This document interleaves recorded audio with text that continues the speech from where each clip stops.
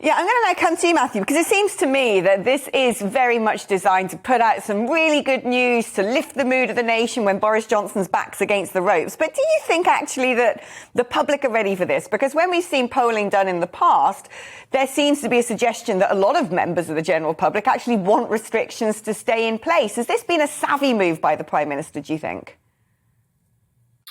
I think it's certainly been a savvy move in terms of his Conservative Parliamentary Party, who are, of course, looking for reasons to believe in Boris and lifting remaining restrictions and saying he's getting as quickly toward that end period, the sort of endemic phase of this, which is probably still a way off, but he's trying to get there in order to shore up his support within the Conservative Party. Among the country as a whole, I think a lot of people are quite desperate to get back to some sense of normality. I think they were certainly favourable towards the lockdowns, more favourable than perhaps many people realised at the time. But there's certainly been a bit of a relaxation in that. The other thing, though, Alex, is that's quickly being replaced by concerns about the economy. Only this morning I was looking at data which has shown how the British public is becoming much more anxious about inflation, prices and the cost of living. So in their eyes, of course, one crisis may be replacing another.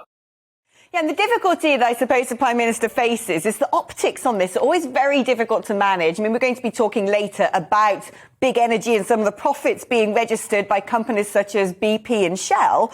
But these are far more nuanced and complex situations that essentially give the opposition an open goal to say, look at these dreadful capitalists, look at the money big business is making, look at how you're suffering at home. But to be able to unpick that's very difficult. And Boris is essentially going to be in the firing line for this, as is, of course, Rishi Sunak, who to date has always maintained quite a high amount of good public opinion.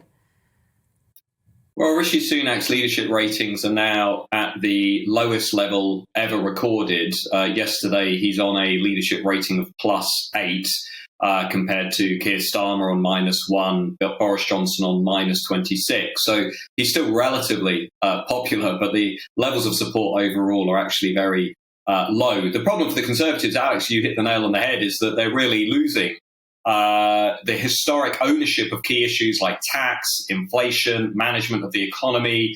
And if they lose that, especially as Brexit begins to move into the rearview mirror in the minds of many voters, that is going to be a problem for Johnson. He's tried to reboot his levelling up strategy this week. We saw the white paper last week.